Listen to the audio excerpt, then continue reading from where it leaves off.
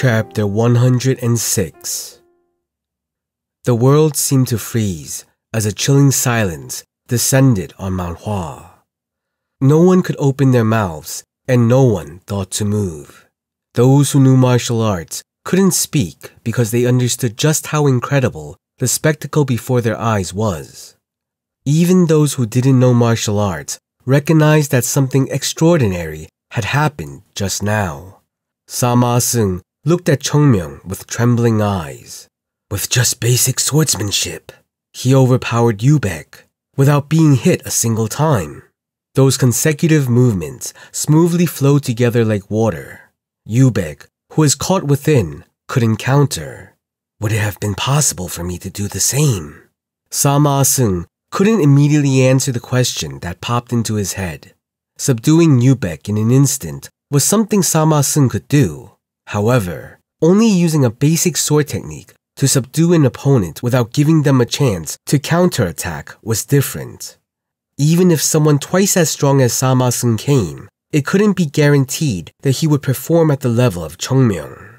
It was a matter of how perfectly the basics were mastered and performed. To put it crudely, a vast and robust root. Not some colorful branches and stems. A firm root that supported everything but stayed invisible. What the hell did he do? There was a deeper meaning to the fact that the roots were so massive, and this was that the child will grow into a giant tree. He will become a great tree that can cover all of Mount Hua.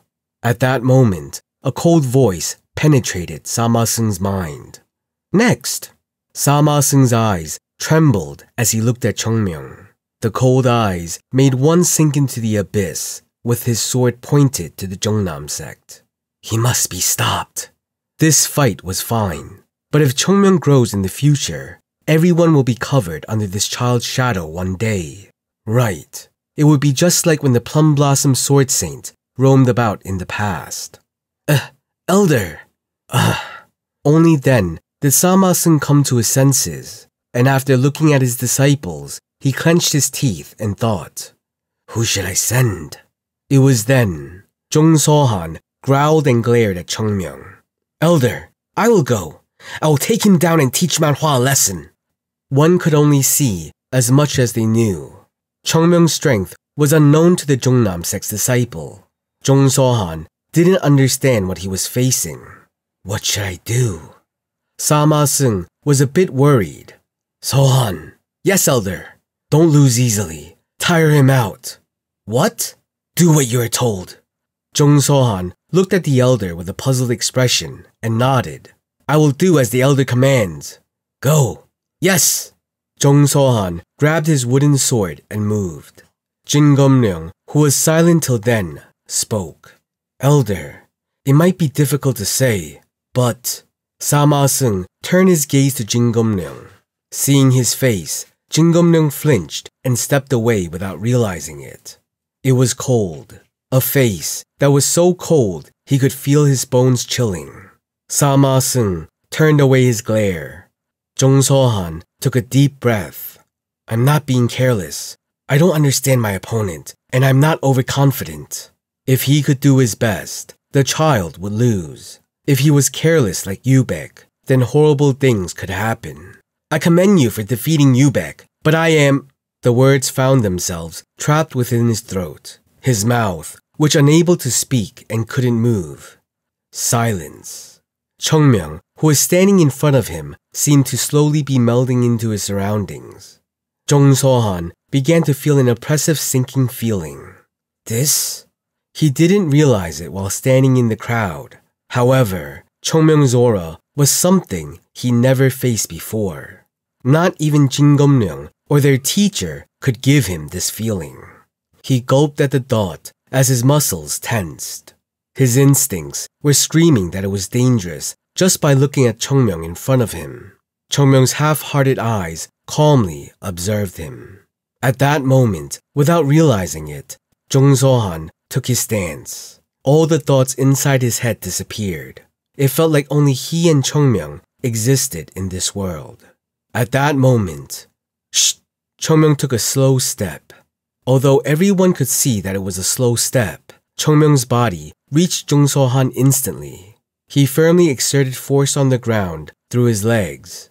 The force of the recoil traveled through the waist, and the waist moved to give power to the upper body.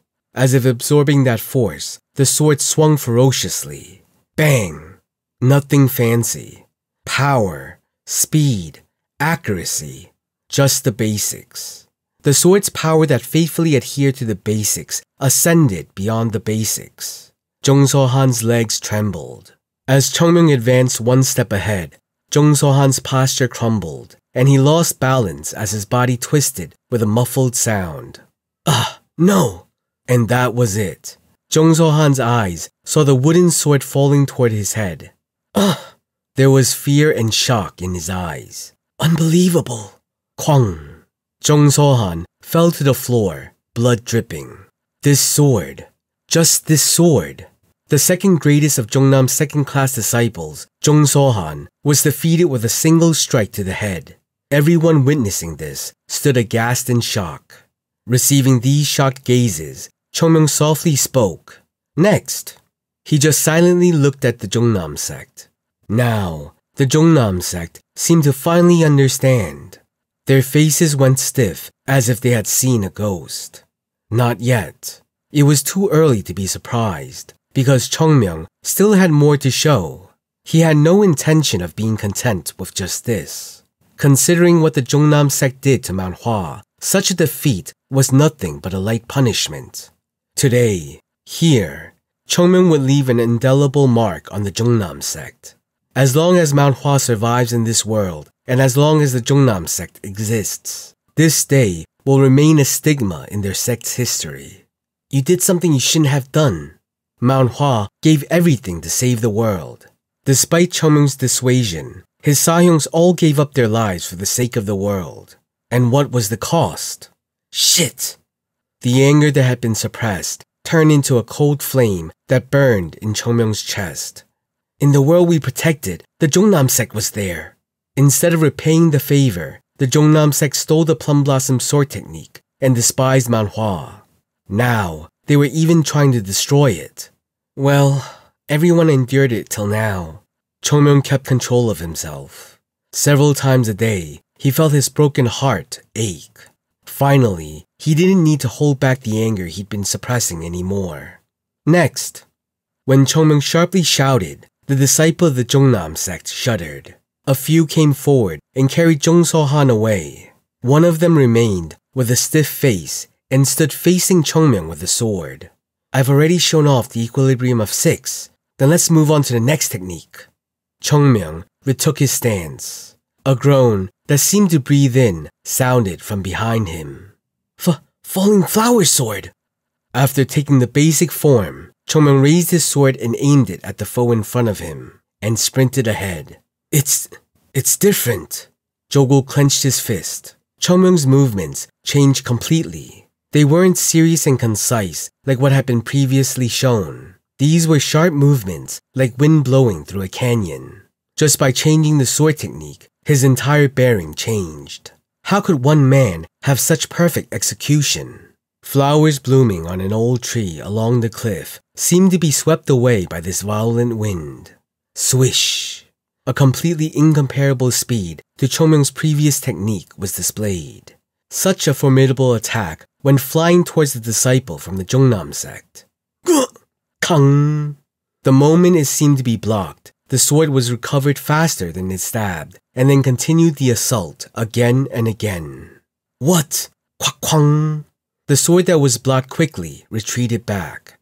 Usually, when dealing with a swift sword, a martial artist would strike after defending before their opponent has time to recover their stance and withdraw their sword.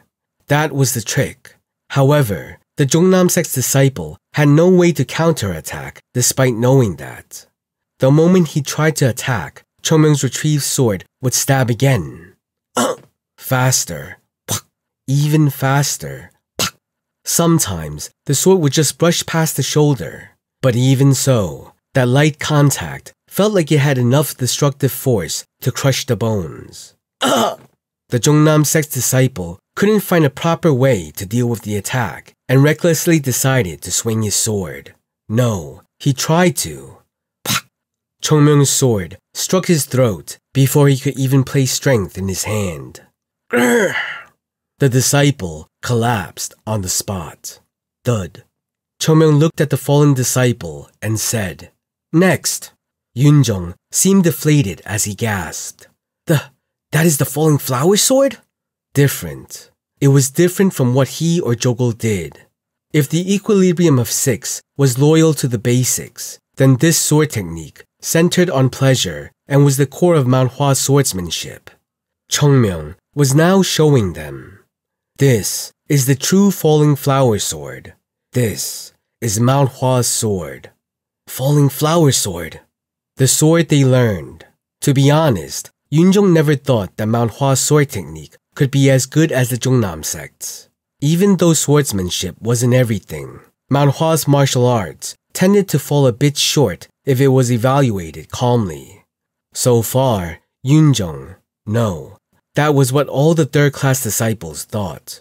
But instead of using 100 words, Chongmyung showed them through a single battle. It's been said that Mount Hua's martial arts used to be superior to the Zhongnam sect. That may be the reason why Chongmyung was fighting them with those techniques. What have I even been looking at till now? The children that had envied the abilities of others without properly understanding their own techniques felt ashamed of themselves. Sayang, the falling flower sword. Right. Yunjong knew what Jogul was trying to say. Yunjong nodded his head and spoke. Don't take your eyes off him. That is Mount Hua's sword. The sword of Mount Hua that we need to learn and pass on. Yunjong realized one thing. Perhaps after today, the disciples of Mount Hua will no longer be the same. Once they have witnessed this absurd sight, they can never turn back. The image of Chongmyung's back, wielding his sword, was burned into their eyes. That bastard, who always ran his arrogant mouth, at this moment was silently leading them with his back. Show us more. What Mount Hua's sword meant. How strong Mount Hua's sword can be. The world was getting quieter and quieter. In the eyes of Yunjong, the figure of Chongmyung grew larger. It appeared as if Chongmyung was the only one standing in the whole world.